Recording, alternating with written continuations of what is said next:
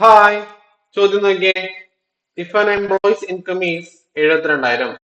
Income വരുമാനം 72,000 രൂപയാണ്.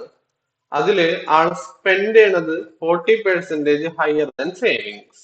അതായത് സേവ് ചെയ്യണത് എത്രയാണോ, സേവ് ചെയ്യണത് 100 രൂപയാണെങ്കിൽ അതിനേക്കാളും 40% അധികം ആള് സ്പെൻഡ് ചെയ്യുന്നുണ്ട്. അപ്പൊ സ്പെൻഡ് ചെയ്യണത് 100-നേക്കാളും 40% കൂടുതൽ, അപ്പൊ 140. അപ്പൊ നമ്മളിത് റേഷ്യോ വെച്ചിട്ടാണ് ചെയ്യാൻ പോണേ. അപ്പോ 0 0 കട്ട് ചെയ്യുന്നു. പത്തില് 10ന്റെ പകുതി 5, 14ന്റെ പകുതി 7, 5:7 എന്ന റേഷ്യോയിലാണ് സേവിങ്സും സ്പെൻഡ് ചെയ്യണതും.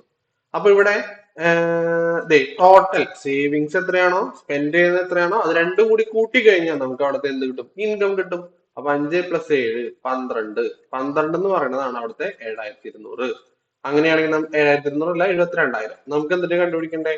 സേവ് ചെയ്യണത് എത്രയാണെന്ന് കണ്ടുപിടിക്കണം. സേവ് ചെയ്യണത് ഇവിടെ 5 ആണ്. 5 എത്രയാണെന്ന് കണ്ടുപിടിക്കണം. 12 എന്ന് പറഞ്ഞാൽ 7,200. അപ്പൊ 1 എന്ന് പറഞ്ഞാൽ 7,200. യൂണിറ്റ് എന്ന് പറഞ്ഞാൽ 7,200/12 6,000.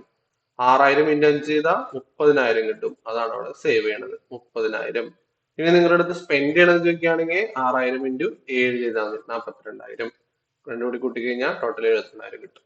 ക്ലിയർ അല്ലേ? റെഡി അല്ലേ? സിമ്പിൾ അല്ലേ? സെറ്റ് ആണ്. ഇത് പേന പോലും വേണ്ട, ഈസി ആയിട്ട് ചെയ്യാം നമുക്ക്. ഓക്കെ അല്ലേ?